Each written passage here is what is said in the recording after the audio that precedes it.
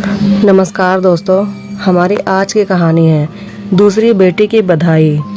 बधाई हो रूपम, तुम्हें एक और बेटियां हुई है। जेठानी निरुपमा ने अस्पताल के बेड पर पड़ी अपनी देवरानी से कहा। क्या भाभी, दूसरी बेटी की बधाई कौन देता है? शेखर ने निरुपमा को टोका। रूपम मन ही मन समझ रही थी कि जीजी तो यही चाहती थी। उनकी तो मानो भगवान ने सुन ली हो, तभी तो बधाई दे रही हैं। अस्पताल से घर पहुंचे तो अम्मा सिर पकड़कर बैठ गई थी, ऐसे विलाप कर रही जैसे आसमान टूट पड़ा हो। निरुपमा को 2 बेटे, रूपम को 2 बेटियां हो गई। काश भगवान मेरे शेखर को भी एक बेटा दे दिया होता। क्यों अम्मा बेकार का विलाप कर रही हो? घर का माहौल खराब मत करो। मेरे और शेखर के बच्चे हैं तो घर के ही बच्चे, क्या फर्क पड़ता है? 2 भाइयों के हिसाब से 2 बहनें हो गई। पुरुषोत्तम बोला, जिसका होता है उसी का कहलाता है। बड़ी मम्मी या चाची माँ नहीं बन सकते। निरुपमा तुनक कर बोली। रूपम को जेठानी का एक एक शब्द नस्तर सा चुभ रहा था। अम्मा का सुझाव पोतों की वजह से हमेशा बड़ी बहू की तरफ ज्यादा रहा। बड़े भैया इतने समझदार, जबकि शेखर को बेटियां बोझ ही लगती। उसे लगता दुकान में इतनी मेहनत के बाद भी प्रॉपर्टी के असली मालिक तो भाभी के बेटे ही रहेंगे, क्योंकि हमको बेटा नहीं तो संपत्ति में हम दावेदार भी नहीं। कुल मिलाकर पुरुषोत्तम जी के अतिरिक्त घर में कोई नहीं था जो दिया और सिया को प्यार करता। सबके लाडले रोहित और रोहन ही थे। रूपम पढ़ी लिखी समझदार थी। उसके मन में बेटे बेटी को लेकर कोई फर्क नहीं था। पर जब पति ही साथ ना दे तो औरत को घर वालों की बात को इतना फर्क नहीं पड़ता। दिया सिया घर के काम भी करती और पढ़ाई में भी अच्छी थी। रूपम के संस्कार साफ झलकते थे।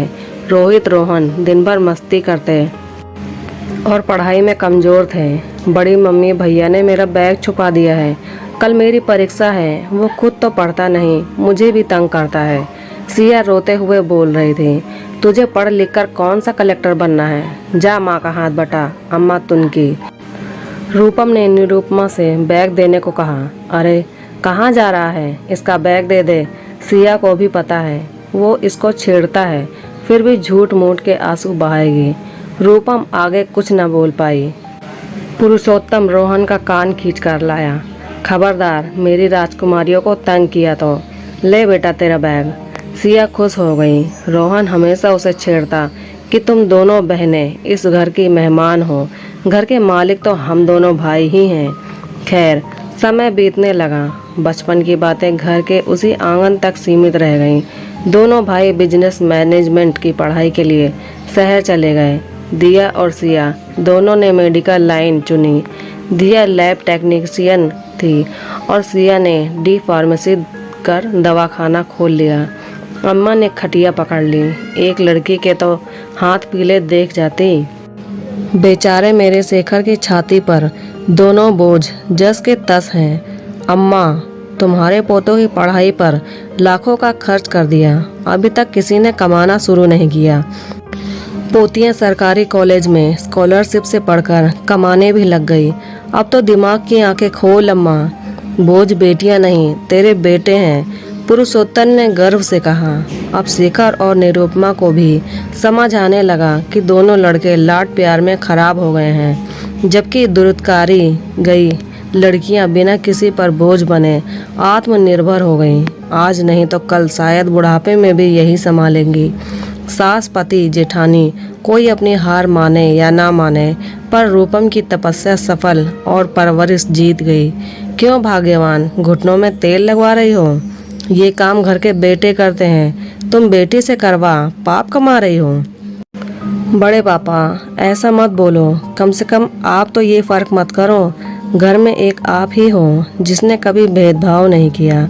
बड़ी मम्मी हमारे लिए माँ से बढ़कर हैं। एक बार भैया को बोलो शहर से इनका फुल बॉडी चेक करवा लें, यहाँ इतनी सुविधा नहीं है। मुझे बड़ी मम्मी के साथ कोई गंभीर समस्या लग रही है। रोहन और रोहित दोनों ने अपने सेमेस्टर की परीक्षा का बहाना दे माता पिता को शहर आने से मना कर दिया।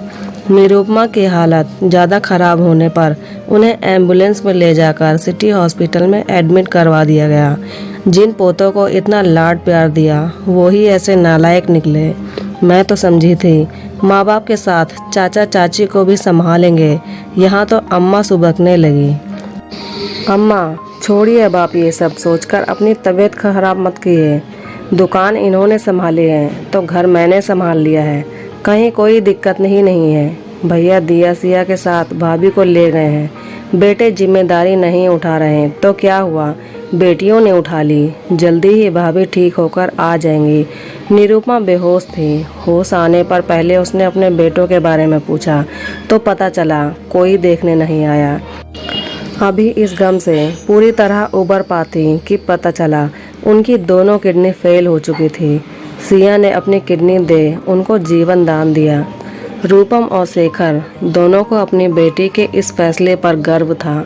निरुपमा आज अपनी नज़रों में इतनी शर्मिंदा थी। रूपम का हाथ हाथों में ले लिया। मैं अपनी ज़िंदगी जी चुकी थी, क्यों तुमने अपनी कुंवारी बच्ची की ज़िंदगी खतरे में डाल दी। इस शर्मिंदगी के साथ तो मौत अच्छी थी, मुझे मर जाने दिया होता। मरे आपकी दुश्मन बड़ी मम्मी, आपकी जगह मेरी माँ होती तो भी मैं यही करती। आप प्लीज़ शर्मिंदा मत हो। बधाई हो, आपका ऑपरेशन सफल हुआ। रूपम तुझे दूसरी बेटी होने पर बधाई मैंने गलत नीयत से दी थी, लेकिन वो बच्ची दुनिया में मुझे जीवन देने के लिए आई थी। ऐसी बेटियां पैदा करने पर तुझे बहुत बधाई। दिया सिया माता पिता से गले लगी। आज शेखर और रूपम का सीना गर्व से चौड़ा हो गया। सुख से सब परिवार सहित वापस घर आ गए। अब पुरुषोत्तम दास जी ने दोनों बेटों को संपत्ति से बेदखल का नोटिस भेजा तो दोनों भागते हुए मां से मिलने पहुंच गए। बेटा हो या बेटी कोई फर्क नहीं पड़ता, जो जिम्मेदार और लायक होगा वही संपत्ति का असली वारिस होगा।